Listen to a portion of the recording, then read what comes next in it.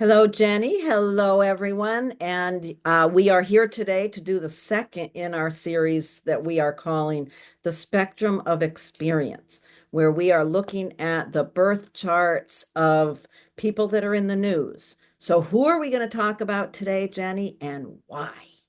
We are talking about the man of the hour in the news, who is Cory Booker in political news for his recent filibuster, where he stood on the floor of the Senate for 25 hours doing his oration. And we thought this is the perfect moment to look at his chart and see what kind of stamina does this person have. So that's who we're going to look at.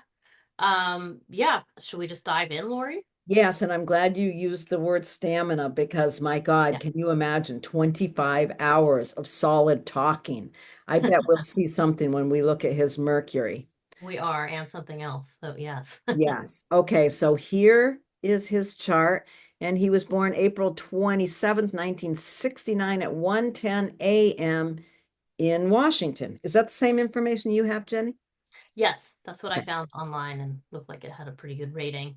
Good, good. Um, yeah.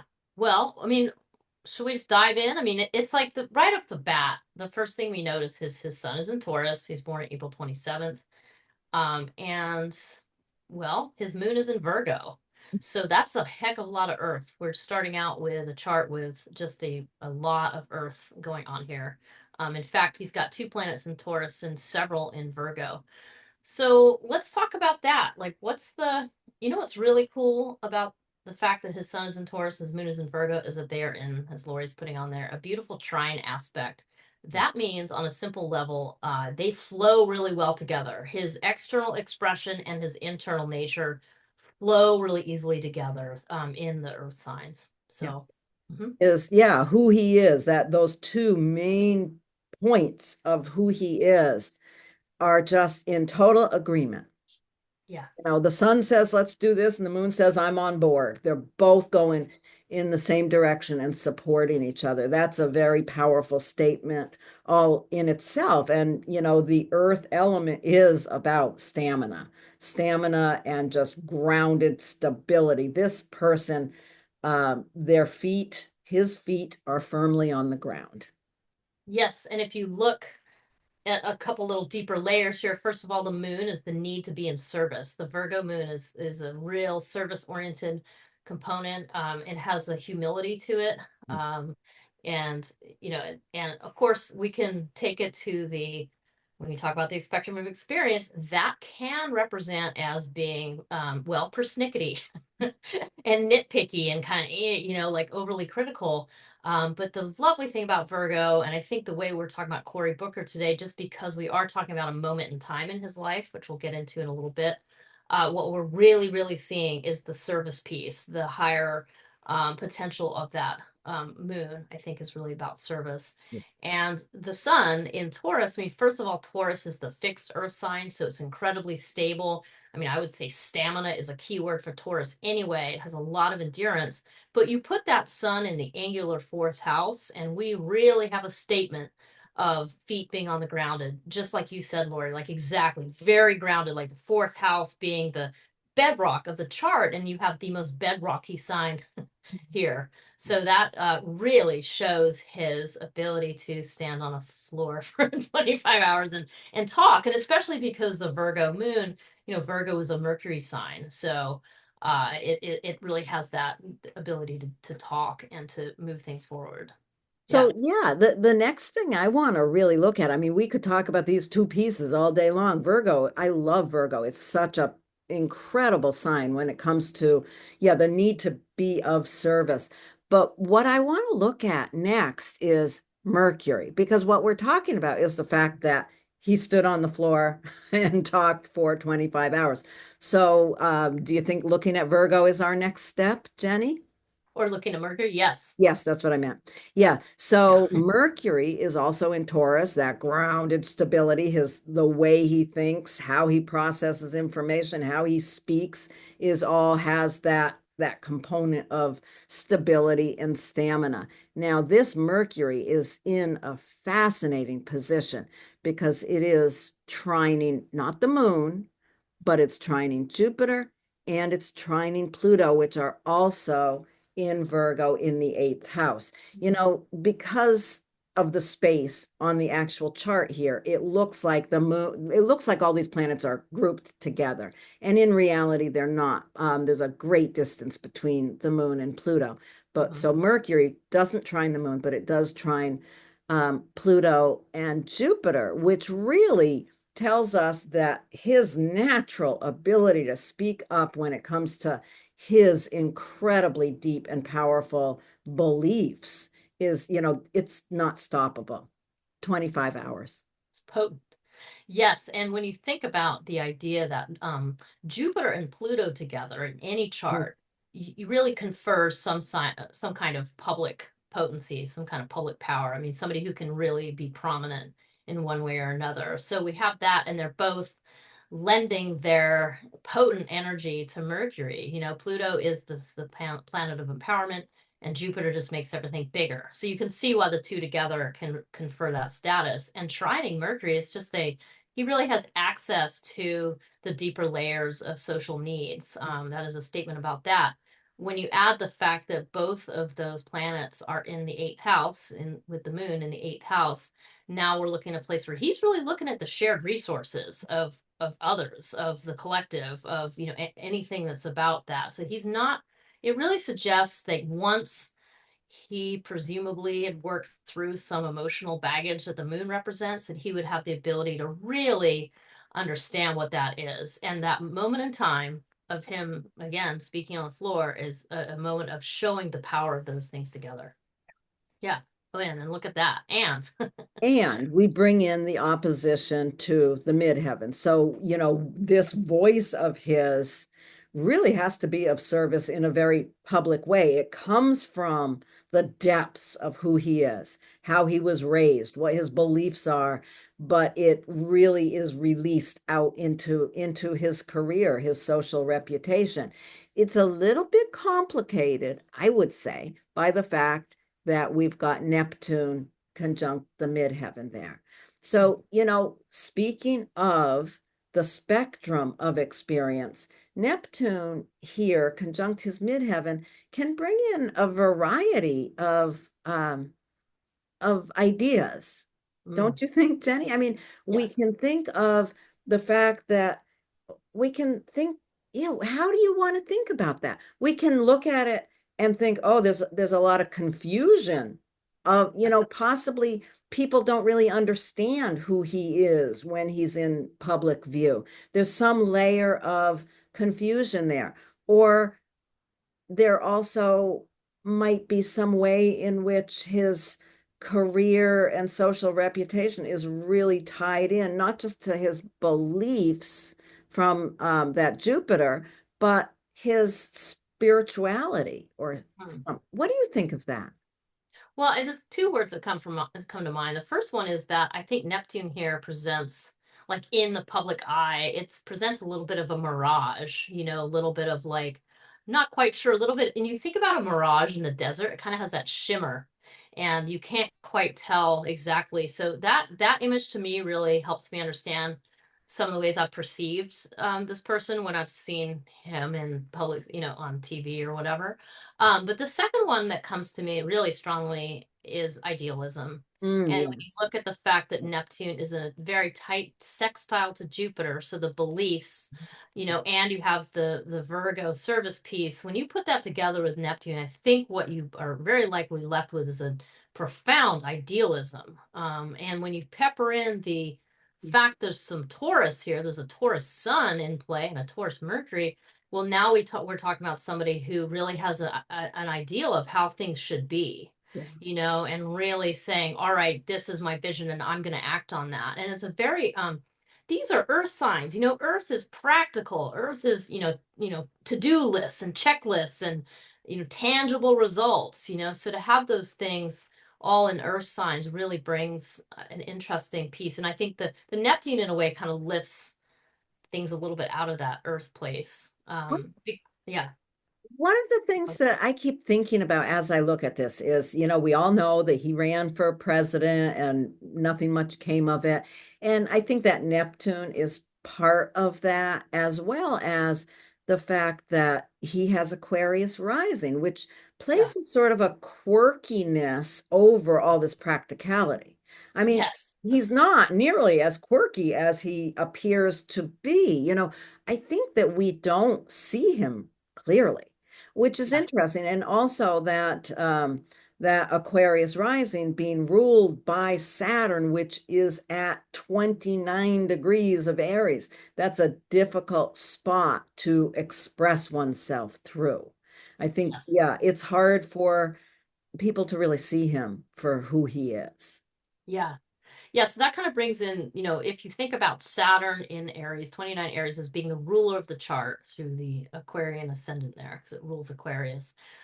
First of all, it's Aries, so there's a fierceness, there's a pioneering quality, there's that kind of warrior quality. So that's the first piece. The second piece is Saturn doesn't really like being in Aries. It's too fast. Saturn likes things to be slow or slower, and Aries wants to move really quickly. So there's a little bit of tension. That's part of the reason I think that Saturn is considered to be, out of its element here.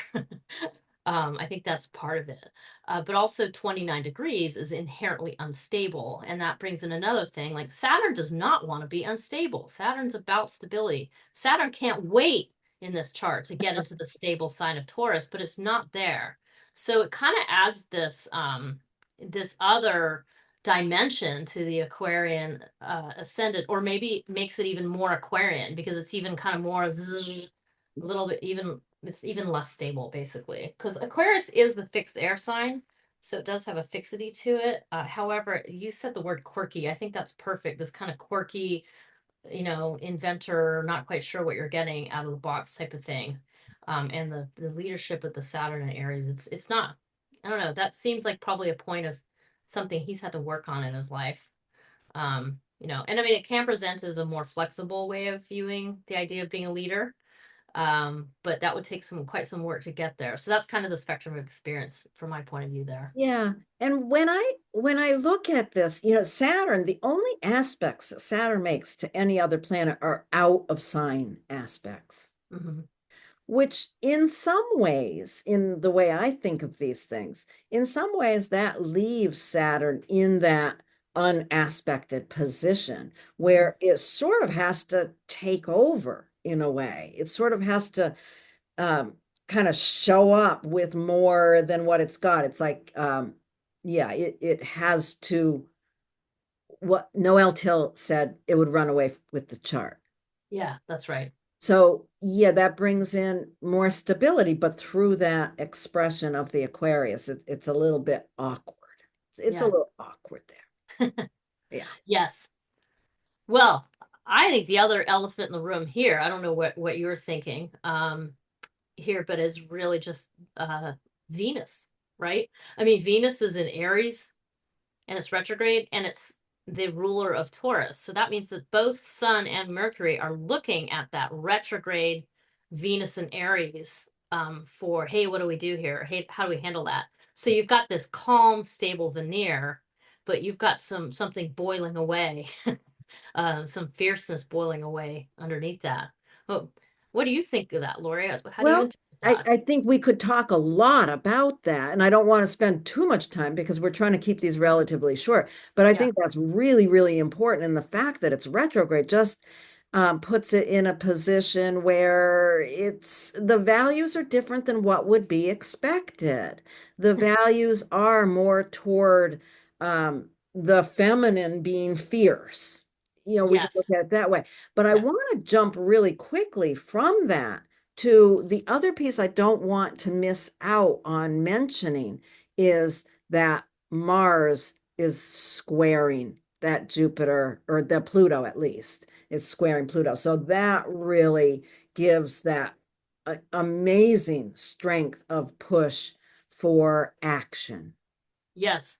And both in those mutable signs, which I think of having an element of altruism, especially the Sagittarius has that kind of altruistic, like, hey, things need to be, we need to expand this in a different way, or we need to bring some spiritual wisdom into the mix. And yeah, that is powerful to have it squaring Pluto. And it's uncomfortable. That's also represents a point of, if Cory were sitting in front of me, I would be like, so let's talk about this, like how's that been in your life? How does that manifested? Yeah, Um, it's really and awesome that Mars also is ruled by Jupiter, which is right there with Pluto. So it yeah, just ups the ante there a bit more. This is a person who is determined and kind of has to take action on this need to mm. be of service. Yeah, and I think what's also interesting here is that Mars does have a little S. It was hard to see, but Mars is also stationing in this chart. It's about to be fully retrograde, but it's just stationing, which also brings in just thinking about Venus being retrograde and Mars stationing. That's really a reference to both, handling masculine and feminine energies in a different way, in a countercultural way somehow. And I don't know enough about Mr. Booker to reflect on his family life, because the part of the point of these is not to do tons of research, is just to really get into the astrology. But I'd be very curious to see what fierce feminine role models he had growing up, because it suggests that. And it's a little, I think it's within orb, but Mars and all trines Venus. I mean, they're in a trine. They're both in Oh, fire yes. signs. Yes, they And are. yeah, so that kind of again brings that flow energy between those two interesting parts of himself. So that's quite a statement about the way he handles those types of energies within himself and outside of himself. It is indeed. And we could talk about this chart all day long, but I know there is one thing we want to touch on Yeah, with this one is some of the transits that are going yeah, on, how he is being impacted, how this moment yeah, in time brought him to this point of standing on the floor there and talking for 25 hours. So what's the yeah. first thing that jumps out at you? Oh, let's open actually. Well, I also just want to add is keep it in your mind here. We're talking about earth and fire. So earth and fire is like a volcano. So it has a structure and it has an energy to it, and that's what we're is being lit up. And I mean, the first thing that I saw, Laurie, when you sent me his chart was he's got Pluto on his ascendant. He's had Pluto going back and forth over his 1 degree Aquarius ascendant for quite some time. And so this is part of the reason, this is when we talk about the man of the moment. Like this is the moment that he stood up. And here's one thing, Pluto right there, really imbuing his ascendant with power. So the ascendant is how you project yourself outwards. It's how, it's the image people get of you. And it also is a reflection of a deeper purpose in your life, the overall direction of your life. So he has an overall Aquarian direction of wanting to kind of wake people up or disturb people in some way. And then with Pluto here, he really was able to step into that. I always, when I see Pluto on the ascendant, I always remember at one time when I was young, I was married to a man as Pluto went over the ascendant. It's a very powerful time in a person's life. It's a time when other people see the power inherent in the person. Yeah. And this is a man who right now is showing up with this incredible level of power. And also just thinking of it as a conjunction, a time of beginning to really, yeah, show up with that power. Hmm. That's quite a statement. Yes. And there's many other things that jump out, aren't Yeah. there? We've Yeah. got we've got Uranus conjunct his Mercury. That Yeah. is waking up to the power of his voice. And that also is opposing his midheaven. So it just brings up that whole idea that we were talking about earlier of his voice has to, his voice in service to his career, his social reputation. It's like the public waking up to his voice. Yeah. Yeah. And I also think, you know, Uranus and Taurus this whole time is just the change in equilibrium, the disruption of equilibrium. And so this is like him responding to that disruption in equilibrium, which we see in the previous video we made about Trump. That's his Mercury is right on Trump's midheaven. So he is reacting to Wow. something that he sees that he wants to respond to that is disrupting the equilibrium. And so that's one way to respond when you think about the spectrum of experience, but very powerful. Yeah. Yeah. Yeah, and Uranus is also trining his Jupiter, so it's like there's a free flow to his beliefs, the powerful beliefs that he has of being of service. This just, Mhm. really accentuates that in a positive way. Yeah. Now, we also, what about this, Jenny?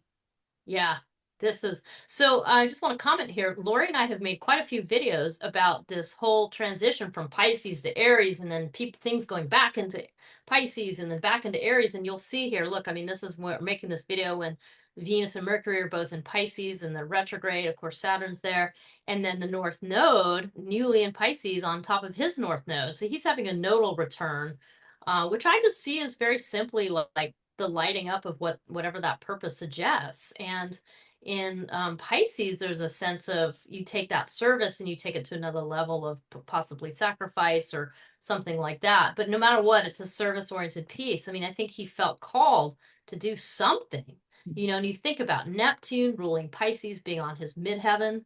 So that idealism, it's like a wake up, like, hey, I got to do something about this. Like there's something inside him that just was like, I cannot sit by and let this disruption happen. I mean, that's the picture we're painting here with these transits. Yeah, it's so interesting how everything is lighting up that North Node. All of those planets going back and forth that we've been, like you said, been talking about so much. All Yeah, of it is lighting up his yeah. need to take action, to be of service, and all of it is also opposing his Uranus, but we don't want to go everywhere at once here. Yeah, and I mean, also big takeaway here. So for those of you who are, learning more about astrology and you're curious how things work, it's really important to look at eclipses and the retrograde cycles because what you see in Booker's chart here is how that eclipse was right on his Venus, the station point for both Mercury and Venus right on his 10 degrees Venus there. So there's a lot going on, and then you put that solar eclipse right on that, we see a pivot point. And that's where you really, in my opinion, see the rubber meet the road in astrology, where like, ooh, that's the trigger point. It's no coincidence that we've just had these two eclipses in Virgo and Aries. And look at this guy, Virgo and Aries all over the place. So I just think that that's a really important thing. Like you could have looked at his chart and been like, wow, there's some serious activity here. What's going on? What's going to happen to you soon? What are you going to act on? You know, What's waking up right? in your mind? Yeah, there's so Yeah. you think about that, like what would the conversation have been with an astrologer a month ago? Yeah. There would have been a lot of conversation about this, and it is interesting that eclipse, all the stuff that's happened at 9 degrees Aries, right on his Venus. Yes, I think of because he's such a earth person with the Taurus and the Virgo, and then you have this fire, and it's like the fire got lit under him, and I feel like I almost have an image of him as like not quite a volcano because it's a bit dramatic, but the idea of like sort of this molten passion underneath this kind of stable looking veneer, and just whoo, it's time to act, and that got lit up. His fire got like and he really needed to do something. That's how astrology symbolizes that. Be very curious to see exactly what his life has been like, internally, his internal life in the last couple months and where he was at. So And like you said earlier, I do want to go check some of the some of what impacted him from his childhood. We talked, it's like, yeah, yeah, strong sisters, powerful women in his life, I would yeah. expect. So again, Lori and I here we're aiming to address just the spectrum of experience. He didn't have to respond to these measurements in the way that he did, but he did, and we see it in the public eye. So we're just seeking to kind of unpack that. But it really is in individual choice, like what people end up doing with things. And this is a bit more of a transit one than the last one we did. We really just focused on natal, but we couldn't help it because it was so, it was just so clear. So Yeah, and he certainly could have responded to these transits in really problematic ways. mhm. We all have choice in how we respond Yeah. to varying degrees, let's say. But okay, anything else we want to check in on here? No, I think we've covered a lot, and that's really the purpose of these videos. So I hope you enjoyed that. And Yes. Thank And you. leave us messages below. Let us know who you'd like us to talk about. There's a few people we have ideas that we will approach next. Some people we can't do because we can't find their time of birth, but leave notes below. Tell us what you think of these videos Right. and like and subscribe and do all that stuff. All right. Thank you. Thank you, Jennie. Thanks, Lori.